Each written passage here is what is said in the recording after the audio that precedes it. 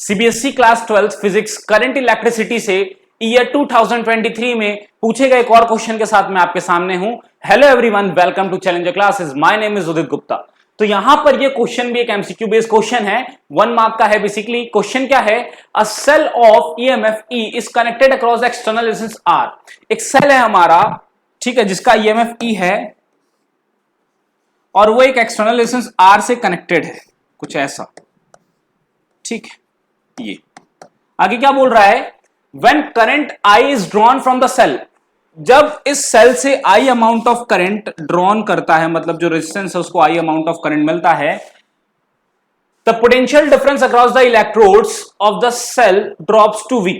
तो जो potential difference है अक्रॉस द इलेक्ट्रोड्स, मतलब जो इलेक्ट्रोड्स हैं इसके अक्रॉस जो पोटेंशियल डिफरेंस वी, यानी यहां पर ईएमएफ कुछ और होता है और टर्मिनल पोटेंशियल डिफरेंस कुछ और होती है। आपको पता होना चाहिए, क्योंकि जो सेल के अंदर इंटरनल रेजिस्टेंस होता है उसकी वजह से कुछ वोल्टेज सेल के अंदर ही यूज हो जाती है, तो बाकी बची हुई वोल्टेज जो होती है वो टर्मिनल से निकलती है, सेल के अक्रॉस जो टर्मिनल है उससे निकलती है। तो इसके अक्रॉस जो वोल्टेज है वो वी है, यानी बैटरी से निकलने वाली जो वोल्टेज है वो वी, और रेजिस्टेंस यानी लोड को मिलने वाली वोल्टेज भी वी है।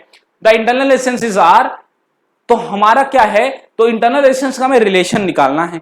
इंटरनल रेजिस्टेंस का क्या निकालना है, रिलेशन निकालना है। देखिए इसका रिलेशन मेरे ख्याल से डी आएगा, लेकिन इसको सॉल्व करके देखते हैं क्या होता है। आपको पता है कि जो ईएमएफ होता है वो इंटरनल वोल्टेज ड्रॉप प्लस जो टर्मिनल वोल्टेज उसका सम होता है, ठीक है। अभी आपका इंटरनल वोल्टेज कितना है आपके पास, आई इंटू आर के बराबर है, ठीक है, क्योंकि जितना करंट सर्किट में जाता है वही इंटरनल रेजिस्टेंस को भी मिलता है।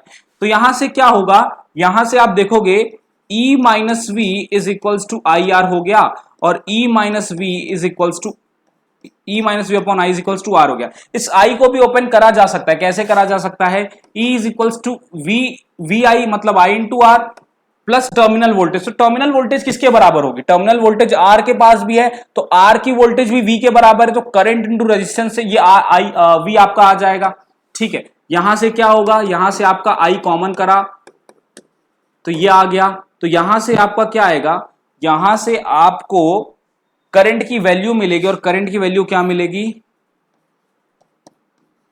ये चीज मिलेगी। पुट करते हैं इसको इस चीज में, देखते हैं कुछ हमें कंक्लूजन मिलता है कि नहीं इस फॉर्म में, क्योंकि ऐसा करने से हमारा आई का टर्म्स हट जाएगा। क्योंकि अच्छा यहां पर आई का ऑप्शन है क्या, आई का ऑप्शन है लेकिन वो करेक्ट ऑप्शन नहीं है, क्योंकि E minus V upon I है इंटरनल रेजिस्टेंस और यहाँ R का मल्टीप्लीकेशन, मतलब ये करेक्ट ऑप्शन नहीं है। और बाकी ऑप्शंस में आपके पास आई नहीं है, तो आई को हटाना पड़ेगा हमें, ठीक है।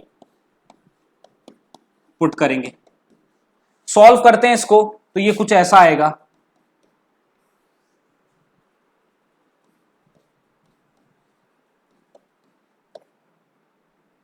ये थोड़ा सा कॉम्प्लिकेटेड होता चला जा रहा है, क्या इसको और शॉर्ट तरीके से नहीं किया जा सकता था, करा जा सकता था, हमें ये सब करने की जरूरत नहीं। रुकिए यहां पर ना हम कुछ और इजी स्टेप्स में चलेंगे। देखिए यहां पर क्या है, अगर हम बात करें तो यहां पर जो वोल्टेज है V के बराबर है, करंट I के बराबर है और रेजिस्टेंस R है, तो यहां का जो रिलेशन होगा ओम्स लॉ का वो होगा V is equals to I R. यहां से डायरेक्ट I को पुट करते हैं, हम नहीं करने जा रहे, हम वो वाला I यूज नहीं करने जा रहे, वो बहुत कॉम्प्लिकेटेड एक्सप्रेशन देगा। इस वाले I को डायरेक्टली यहां पुट कर लेंगे, क्योंकि ये जो करंट है वो भी वही है ना जो सर्किट का करंट है, और वो करंट अगर इस लोड रेजिस्टेंस R को मिल रहा है और जिसकी वोल्टेज V है, तो रिलेशन वो हो जाएगा, वहां से भी I आ जाएगा। पुट करते हैं इस चीज को,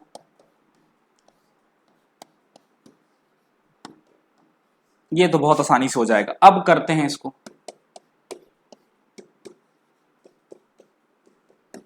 तो ये क्या हो जाएगा, E माइनस वी अपॉन में V into R is equal to, क्या फोर्थ वाला ही एक्सप्रेशन नहीं आ रहा जो मैंने बोला था आपसे, बिल्कुल वही आ रहा है, तो D option is the correct option.